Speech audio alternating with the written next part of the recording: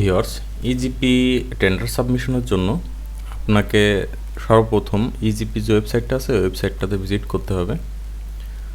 ওয়েবসাইটের লিঙ্কটা আমি ডিসক্রিপশনে দিয়ে দেবো, আর আমি আপনাদের সরাসরি ব্রাউজ করে দেখাচ্ছি। এখানে আপনার যে লিঙ্কে ক্লিক করার পর এই ওয়েবসাইটটা আসার পর এই ওয়েবসাইটে আপনি সরাসরি প্রবেশ করতে পারবেন। সার্ভার অনেক সময় বিজি থাকে, তার জন্য হয়তো দেরি হতে পারে। ইন্টারফেসটা হচ্ছে এখানে আসার পর এখানে আপনার যে ইমেল আইডি আছে বা পাসওয়ার্ড, ইমেল আইডির পাসওয়ার্ড যেটা আছে সেটা দিয়ে আপনি এখানে লগ ইন করবেন। লগ ইন করে তারপর আপনার টেন্ডার সাবমিশন করতে হবে। টেন্ডার সাবমিশন করার আগে অনলাইনে আপনার সিকিউরিটি যেটা আর শিডিউল মূল্য যেটা সেটা কিন্তু পরিশোধ করতে হবে। ব্যাংকের মাধ্যমেও করতে পারেন, অনলাইনে নিজে শিডিউল ক্রয় করতে পারেন। ওয়েবসাইটে ভিজিট করার জন্য আপনারা গুগলেও সার্চ করে নিতে পারেন।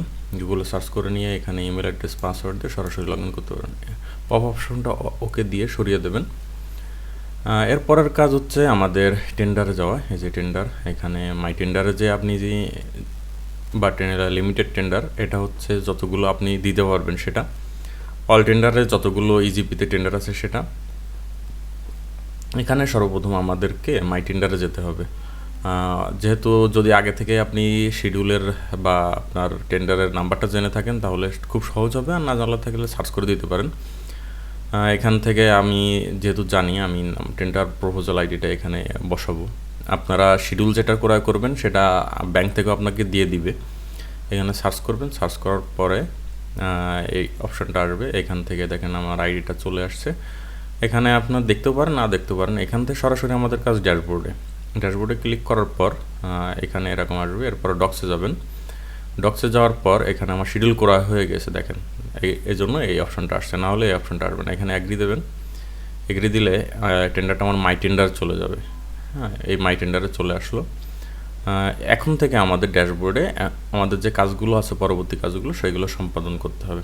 ড্যাশবোর্ডে ক্লিক করার পর এখানে যাবেন টেন্ডার প্রিপারেশনে যাওয়ার পর এখানে যে অপশানগুলো আছে এই অপশানগুলো ফিল করতে হবে। ফিলে ক্লিক করার পর এই যে অপশানটা আসবে এখানে আই এগ্রি সিলেক্ট করা থাকবে। আই এগ্রি দিয়ে আপনি নিচের দিকে চলে এসে সাইন ইন ক্লিক করবেন। দিয়ে আপনার যে পাসওয়ার্ডটা আছে, ইমেইলের পাসওয়ার্ডটা, সেটা এখানে দিয়ে দিবেন।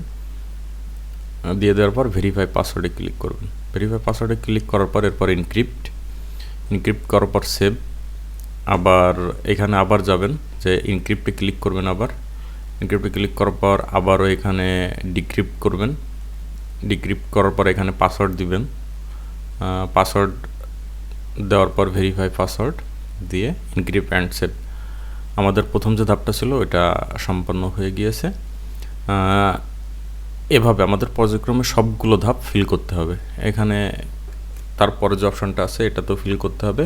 আর ম্যাপ অপশানটা পরে, এখান থেকে আমি ক্লিক করার পর যে অপশানটা আসবে এখন সেটা আমি দেখাবো আপনাদেরকে। এখানে যে অপশানটা আছে এখানে আপনি কোম্পানির প্রতিষ্ঠানের নাম এবং আপনার যে ইমেল অ্যাড্রেসটা সেই ইমেল অ্যাড্রেসটা দিবেন। এখানে দেওয়ার পর এখান থেকে আপনি এটা টিকমার্ক দিবেন। টিকমার্ক দেওয়ার পর এখানে নং অন দিবেন। অন দেওয়ার পরে সোর্স অফ ফান্ডিং ফিনান্সিং এটা আসবে। এখানে আপনি ব্যাংকের নামটা দিবেন, ব্যাংকের নাম, ব্রাঞ্চের নাম সহ দিবেন। অ্যামাউন্ট অ্যাভেলেবেল, এখন আপনার শিডিউলের মূল্য যেটা ছিল আর কি, বা আপনার লিকুইড যেটা চেয়েছে সেটা আমি ঢুকে দেখে নিচ্ছি।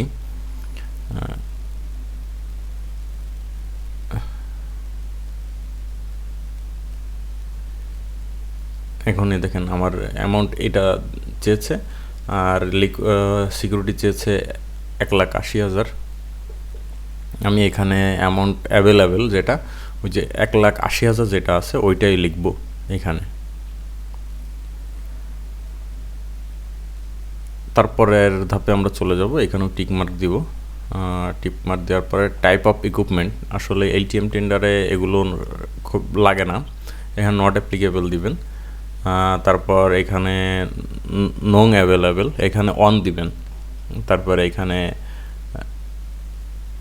অন দিবেন, এই জন্য নং যেহেতু সেজন্য অন দিবেন। তারপরে আপনার চিন্তা করার দরকার নেই আসলে এটা কি হচ্ছে না হচ্ছে। এলটিএমে আসলে খুব একটা ওইটা ব্যাপার হয় না।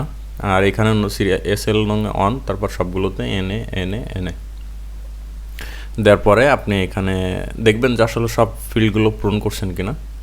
যদি সবগুলো পূরণ করে থাকেন তাহলে এখানে সাইনে ক্লিক করবেন, সাইনে ক্লিক করে আপনি আপনার পাসওয়ার্ড দিয়ে ভেরিফাই করে নেবেন, আবার এনক্রিপ্ট সেভ, এবার বেরিয়ে যে আবার আপনার এখান থেকে এনক্রিপ্টে ক্লিক করবেন। এনক্রিপ্টে ক্লিক করার পর এখানে আবার এনক্রিপ্ট করে ডিক্রিপ্ট করে এনক্রিপ্ট করে নেবেন। দেখেন আমাদের এটা এনক্রিপ্টেড হয়ে গিয়েছে।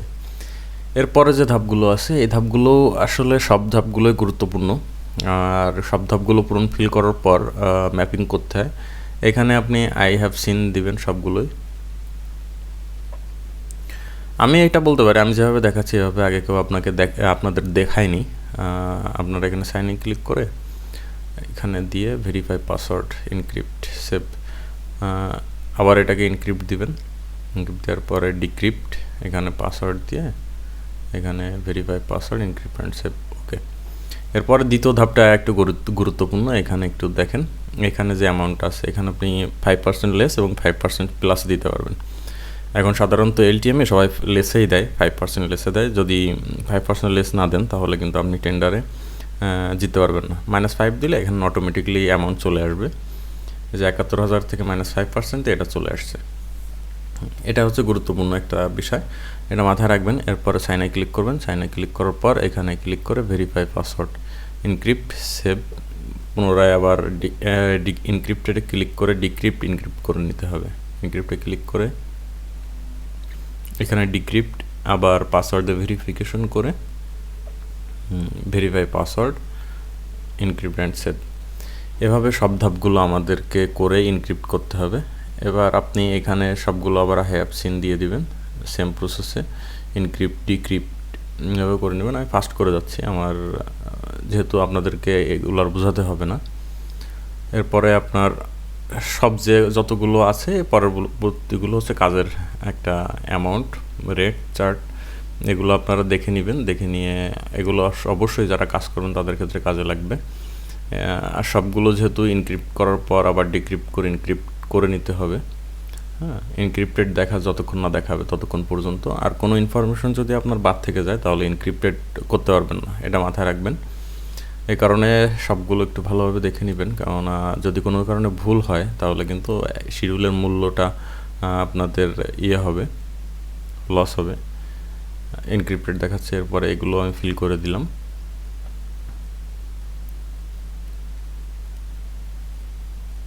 Verify password encrypt save encrypted. সেমভাবে আপনার যতগুলো আছে সবগুলোতে এনক্রিপ্ট করে নিতে হবে। এরপরে আমাদের এখানে কাছে এরপর ম্যাপিংটা হচ্ছে আপনার সাপোর্টিং ডকুমেন্টসগুলো এখানে দিতে হবে, সবগুলো ম্যাপিং করতে হবে। হ্যাঁ, হয়তো সবগুলো না, আমার প্রথম যে দুইটা ওই দুইটা ম্যাপিং করতে হবে। এখানে দেখেন আমার কী এসেছে, অথরাইজেশন লেটার টু সাবমিট। এখানে অথরাইজেশন লেটার যেটা আপনি প্রথমে ইজিপি করার সময় দিয়েছিলেন সেটা এখানে দিয়ে সাবমিট দিতে হবে। আর এখানে দেখেন দুইটা ডকুমেন্টস দেখাচ্ছে, আমাকে দুইটা ডকুমেন্টস দিতে হবে। আর এখানে অনেকেই বলে না আর কি, আমি বলছি 3টা ডকুমেন্টস দিতে হবে। এখানে দেখেন আমার রেজিস্ট্রেশন ডকুমেন্টস, অথরাইজেশন লেটার আছে, এই যে অথরাইজেশন লেটার, ওইটা টিকমার্ক করতে হবে। টিকমার্ক করে এখানে যে ম্যাপ করতে হবে, ম্যাপে দিলে এটা আপলোড হয়ে যাবে। এবার দেখেন আমাদের একটা দেখাচ্ছে, অথরাইজেশন লেটার আমাদের চলে গিয়ে অ্যাডেড হয়ে গিয়েছে। এরপরে আমাদের সেকেন্ড যে পেপারসটা সেটা দিতে হবে। সেকেন্ড পেপারস এখানে ন্যাশনাল আইডি, অথরাইজেশন পারসন, এটা দিতে হবে। এনআইডিটাও আমি যখন অ্যাপ্লিকেশন করছিলাম তখন এনআইডিটা আমার এখানে দেওয়া ছিল, আমি সেটা এখান থেকে দিয়ে দিলাম। এই যে এনআইডিটা দেওয়া আছে আমার, ম্যাপ। এরপরে এই যে দুইটা আমার আপলোড হয়ে গেছে। এবার আদার্সে যে আপনার যে ডিপার্টমেন্টের লাইসেন্স, ধরুন আমার এলজিডির লাইসেন্স, আমি এলজিডিটা আপলোড দিব। আপনার ইইডি যদি থাকে, পিডব্লিউডি যেটা থাকবে, যার যেটা থাকবে সেটা দিবে। এটা কিন্তু এখানে দিতে হয়। হ্যাঁ, তা না হলে আসলে আপনি কাজ কিসের ভিত্তিতে নেবেন সেটাও তো একটা ব্যাপার-স্যাপার থাকে। এই লাইসেন্স আপলোডের অন্য কোনো অপশানে আমার ম্যাপিং হয়ে গিয়েছে এই অপশানের। এই যে 3টা ডকুমেন্টস আমি দিয়ে দিয়েছি। এরপরে আমার এই যে ব্যাক টু ড্যাশবোর্ডে যাব, ব্যাক টু ড্যাশবোর্ডে যে দেখেন ম্যাপিং দেখাচ্ছে। এরপরে ম্যাপটা করতে হবে। এখানে আমার 4টা ডকুমেন্টস আছে, 4টা ডকুমেন্টস আমাকে দিতে হবে। 4টা ডকুমেন্টস আমি পর্যায়ক্রমে আরও যে ডকুমেন্টস আছে সেগুলো এখান থেকে যে আমার আপলোড করছি পরে, রেজিস্ট্রেশন পরে যেটা বাকি ছিল আমার, টিন সার্টিফিকেট, এটাও আমার পূর্ববর্তী যে ফাইলগুলো আছে তার ভিতর থেকে আমি নিতে পারবো।